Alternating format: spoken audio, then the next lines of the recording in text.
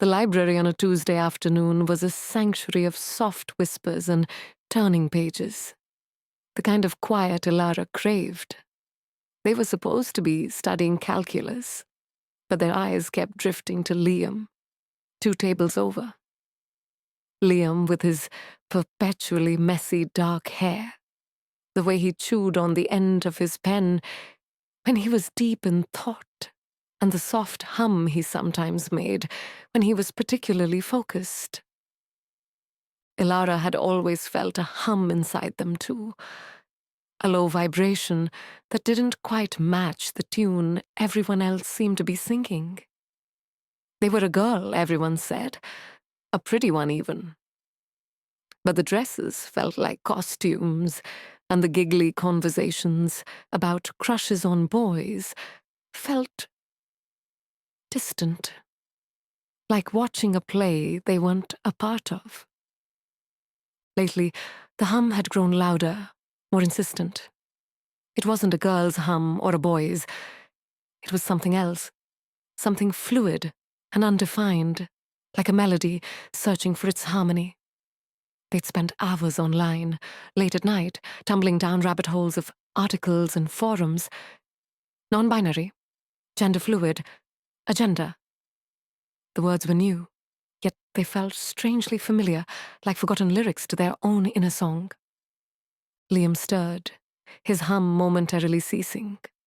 He looked up. His eyes, the color of warm coffee, met theirs. A quick, shy smile touched his lips before he returned to his book. Elara's heart fluttered, a sensation they dismissed countless times as just a normal crush.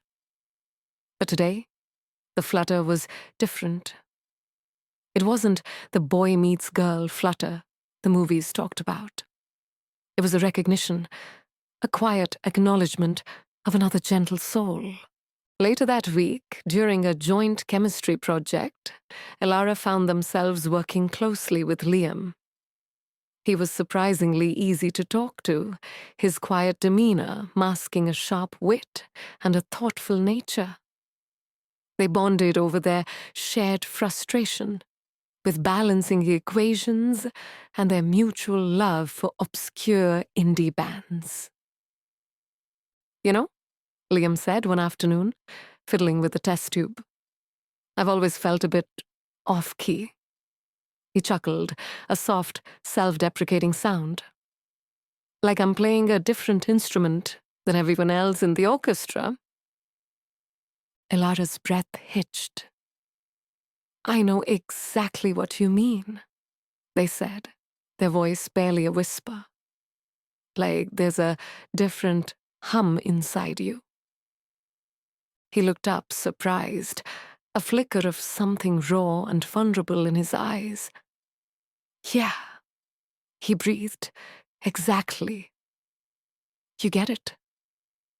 In that moment, amidst the clinking of beakers and the faint scent of chemicals, Elara felt a profound sense of connection. The hum inside them quieted, not because it was gone, but because it had finally found a resonance. It wasn't about being a girl or a boy or anything definable by others.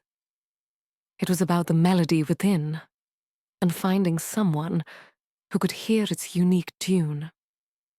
And maybe, just maybe, that someone was Liam, who seemed to be conducting his own beautiful, unwritten symphony right alongside them. The conversation with Liam was a catalyst. It wasn't that he offered answers, but that he offered space. Knowing someone else felt that off-key sensation, even if it was for different reasons, made Elara brave enough to turn inward with more intent. The hum was no longer a secret burden. It was a compass. They started small. Instead of scrolling through fashion magazines, they'd search for androgynous styles or gender-neutral clothes. The images they found resonated deep within them. Loose-fitting shirts, tailored trousers, comfortable sneakers. Clothes that didn't scream girl or boy, but simply person. They felt a surge of quiet joy, a sense of rightness they hadn't known they were missing. One Saturday, they convinced their mom to let them go shopping for new school clothes. Their mom, always supportive, but sometimes a little confused, just smiled. Ilara steered them away from the usual frilly tops and tight jeans, heading straight for the men's casual wear. They picked out a soft grey hoodie and a pair of dark wash jeans that sat perfectly on their hips without feeling restrictive. When they tried them on in the fitting room, looking at their reflection, it wasn't just a girl in boys' clothes. It was them. The hum softened into a comfortable thrum. Their friends, while not outwardly critical, noticed. "New style, Ilara?" Chloe asked, raising an eyebrow at their new haircut. Shorter, with choppy layers that framed their face. Ilara just shrugged. "Yeah, thought I'd try something different." It was a lie of omission, but it was all they could manage for now. The thought of explaining the humming, the shifting sense of self, felt too monumental. But with Liam, it was different. He saw, or at least he sensed. During their study sessions, he'd sometimes glance at their new outfits, a subtle nod, a shared understanding in his eyes. One afternoon, he asked, "Have you ever thought about pronouns?" Ilara froze, their pen hovering over their textbook. "Pronouns?" they whispered, their heart doing a frantic dance. Liam just looked at them calmly. "Yeah, like for yourself. Sometimes people just don't feel like he or she fits right. They use they, them, or something else." He picked up his own pen again, scratching a note. "It's just part of finding your own song, you know?" His casual acceptance was a revelation. It wasn't a judgment or even curiosity, but an offering, a quiet invitation to explore.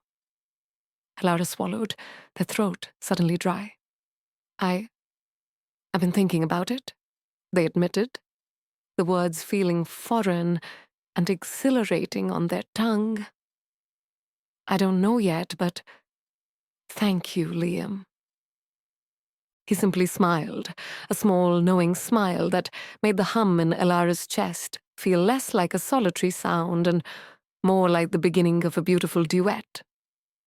The journey of discovery was still unfolding, but now they knew they weren't entirely alone in the orchestra. Weeks passed, and the connection between Ilara and Liam deepened. It wasn't just about sharing chemistry notes or talking about music anymore. It was about sharing the whispered, most delicate parts of themselves. Ilara spoke more about feeling disconnected from being a girl and about that persistent hum they'd always felt. Liam, in turn, shared his own struggles with fitting in and feeling different in ways he couldn't always name. He didn't use specific gender terms for himself, but his intuitive understanding made Ilara feel safe. After a loud school party, Liam and Ilara found themselves quietly walking through the darkened park. The soft streetlights cast a gentle glow on their faces. They stopped by an abandoned bench, and a comfortable silence settled between them. "Sometimes I feel like my body," Ilara began, then trailed off, searching for the right words.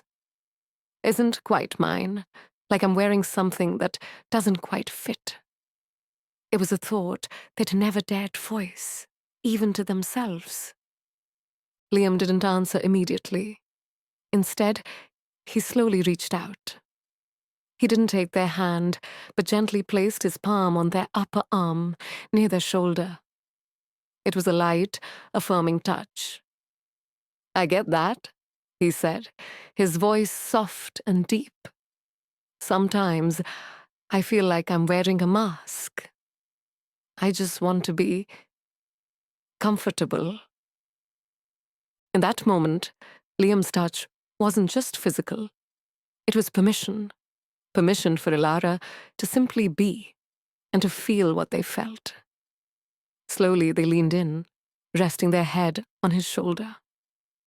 They felt his warmth through the fabric of his jacket and the steady beat of his heart.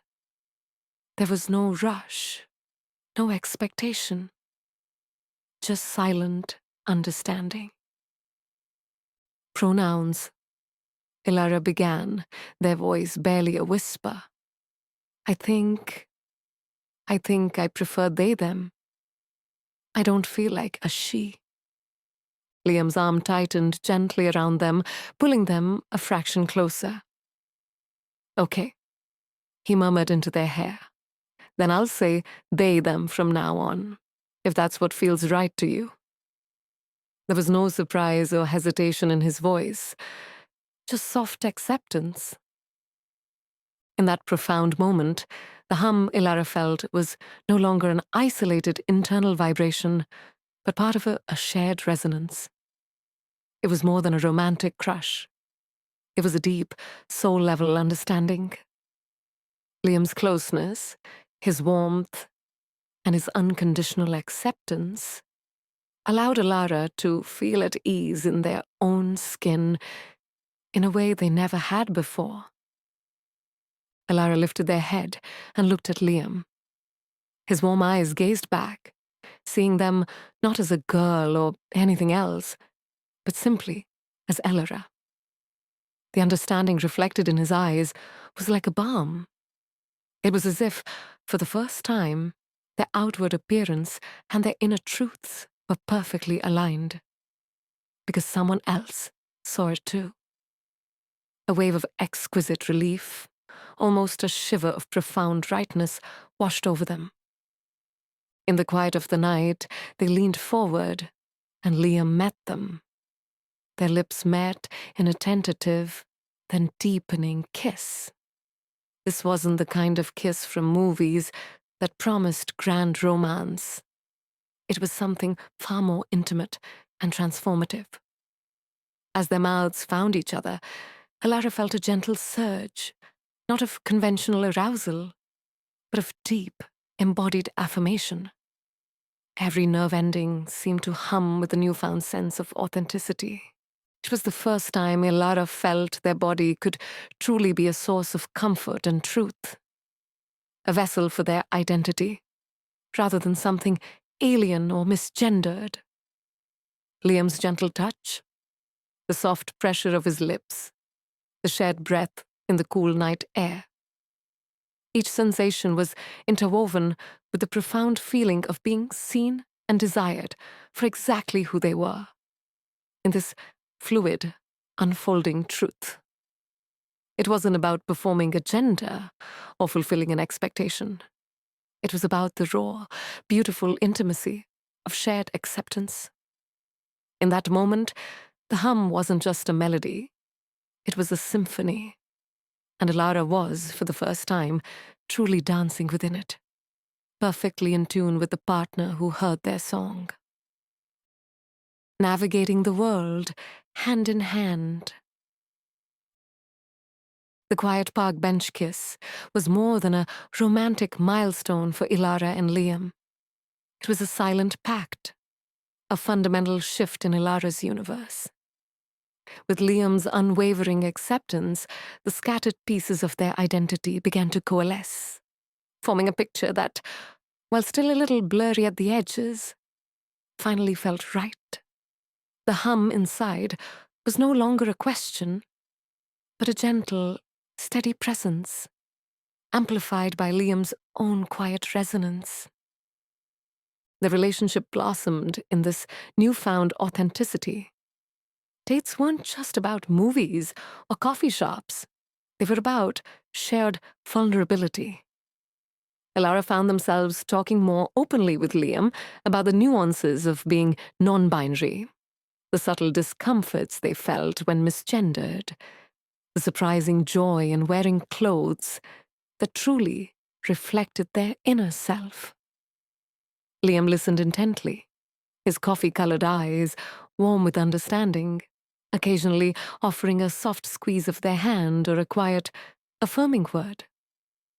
He was diligent about using they, them pronouns, not just when Ilara was around, but in front of others too, subtly setting a precedent.